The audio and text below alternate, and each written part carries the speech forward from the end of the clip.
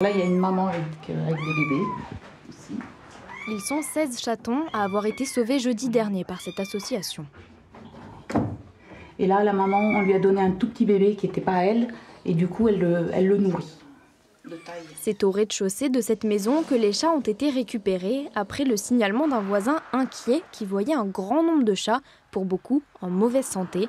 Avec une autorisation du parquet, l'association a pu y entrer et a découvert l'horreur. Ils ont retrouvé aussi beaucoup de cadavres dans le congélateur, et c'était très sale, quoi, en fait. En fait, il y aurait vraiment besoin que sur ce genre de saisie, il y ait des assistantes sociales qui viennent en aide aux personnes après derrière, parce que c'est des personnes qui sont malades, elles ont le syndrome de Noé, et donc il faudrait qu'il y ait un suivi. Maintenant, nous, on est soigneurs, on pense essentiellement à l'animal, donc c'est beaucoup de colère de laisser des animaux dans de tels états, dans de telles conditions de vie.